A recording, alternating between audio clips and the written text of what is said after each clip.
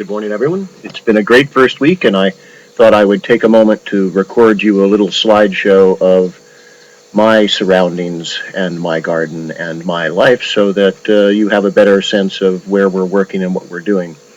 I'm also going to send a written wrap-up of the pluses and minuses of our first week of discussions. Here you can see my wonderful little office where I'm able to work, at least until the frost comes.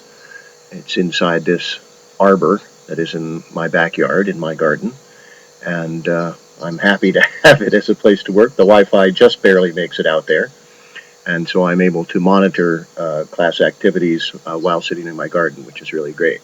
You'll see the moonflowers and the morning glories. Those are there for just this year until the kiwi vines get established, at which point they'll be the dominant factor in there.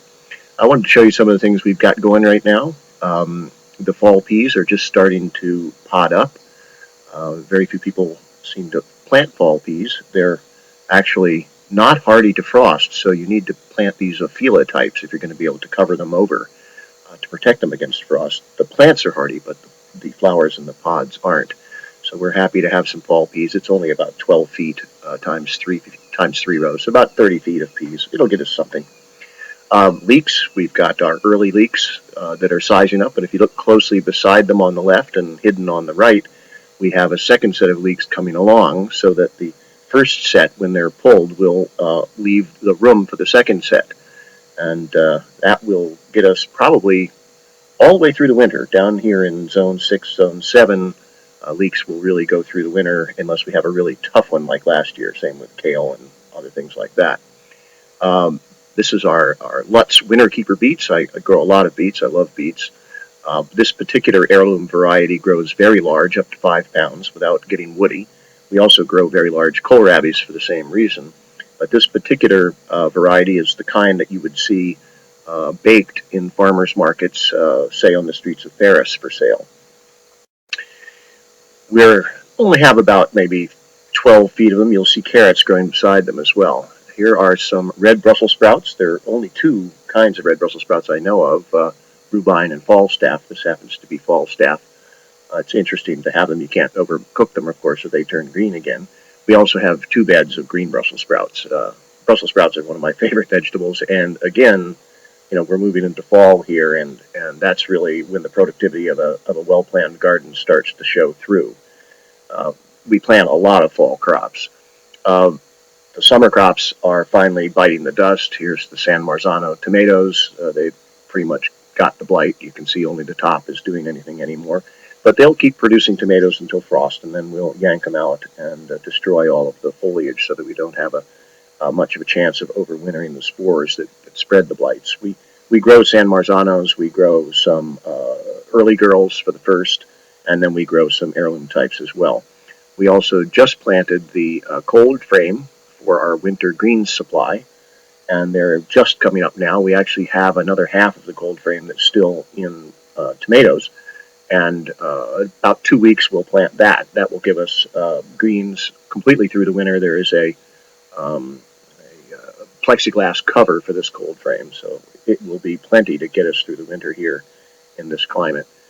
So the other thing that happened yesterday is I was sitting on the porch talking to my neighbor who raises hogs, and a praying mantis came up, and I got in there with my macro lens and tried to get a really close-up picture of him. And the amazing thing is that when I got the camera right up toward him, he lunged at the camera as if I was an insect, and you'll see that left leg of the mantis is out of focus, and that's because it's lunging at the lens. And it shocked me so much, I dropped the camera and went inside and got my phone. And when I put the camera down, he basically climbed right on top of the camera. And so I got some great pictures of him, you might say, eating the camera or preying on the camera while I took the pictures with my phone. My friend Jimmy was just stopping by to see if I wanted any of the apples he had picked up for his hogs. He stops by on Mondays with apples and Tuesdays with bread. I take a walk every morning for about a mile. There's a loop. It goes out to this quarry, which has been was one of the first limestone quarries in the United States, and from this they made slate lime to add to cement to build Washington and Baltimore.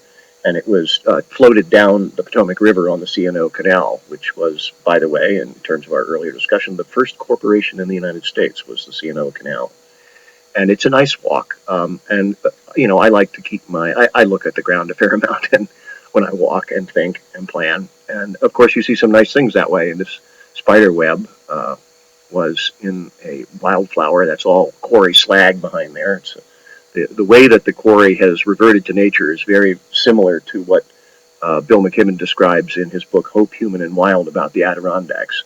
Not quite as beautiful, but it's the same process happening where nature is reasserting itself. And then the sunrise over the Blue Ridge through the fog. I'm lucky to enjoy this many times this time of year because we tend towards fog this time of year. And the Blue Ridge is directly to our east, and the Potomac River is down behind those trees. And it's a really, really nice walk to do in the morning when you're collecting your thoughts about what you're going to do. The last picture that I've included in this little thing is of the group that came to visit our farmers market last week. The lady in the center is the manager. You'll see me to your right, her left, and to her right, your left is Yao Afan Chow, who is the Urban Agriculture Extension Agent for the University of the District of Columbia, which is the only urban land grant institution in the United States. He is in front of him is Mike Harmon, who is our local extension agent. So looking forward to week 2, guys.